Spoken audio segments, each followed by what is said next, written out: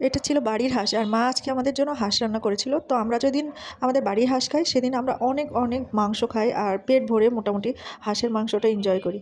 তো আজকে সেরকমই একটা দিন ছিল, আর সাথে আমি একটু টমেটোর সালাদ নিয়েছিলাম। তো যে কথাটা আসলে আপনাদের না বললেই নয়, কারোর বাচ্চা দেখে কখনো ব্যাড কমেন্ট করবেন না। এটা খুবই খারাপ একটা অভ্যাস আপনাদের। একজন বাচ্চা কথা বলতে পারতেছে না, তার কথা বলতে লেট হচ্ছে, তার মানে এই না যে সেই বাচ্চা অটিজম বা প্রতিবন্ধী। আপনারা যখন একজন মা তার সন্তান হয়তো ৩ বছর ৩.৫ বছর বয়সেও কথা বলতে পারে না, তখন ওই মার কিন্তু একটা টেনশন থাকে এবং সে সর্বোচ্চ চেষ্টা করে তার বাচ্চার কথা ফোটানোর জন্য। হ্যাঁ, তখন ওই মা বুঝতে পারে যে তার বাচ্চাটা আদৌ কথা বলতে পারবে কিনা, বা সে প্রতিবন্ধী কিনা, সে অটিজম কিনা, ওইটা ফার্স্ট টাইম তার মাই বুঝতে পারে।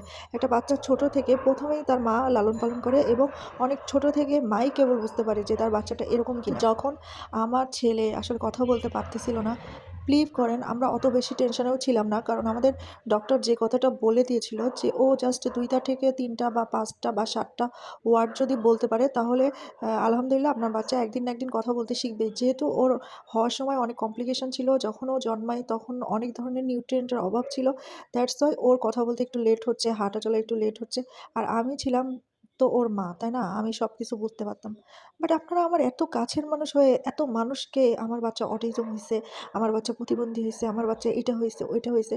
আজকে আমার বাচ্চা স্কুলে পড়ে। হ্যাঁ, তা আপনাদের মাঝে আপনারা যারাই বলেন এই সমস্ত কথা আমি তো কম বেশি শুনি।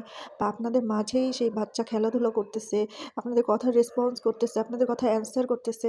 তাহলে আপনাদের মান সম্মানটা কোন পর্যায়ে যায় একবার কি ভেবে দেখছেন কখনো? যে আপনি যখন একটা মা তার বাচ্চা কথা বলতে পারে না, সেই মাসটা কতটা ডেসপারেট থাকে, আর সেই মোমেন্টে আপনারা পিছনে সামনে এ ধরনের আলাপগুলো করেন।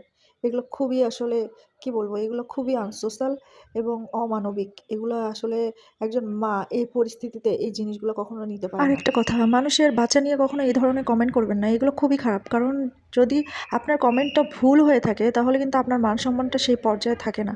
এটা সবসময় মাথায় রাখবেন। আর হচ্ছে যে ঢাকাতে যেসব বাচ্চারা বড় হয় একা, একা, তাদের কিন্তু ম্যাক্সিমামেরই এই ধরনের প্রবলেম হয় বড় বাচ্চাটার ব্যাপারে।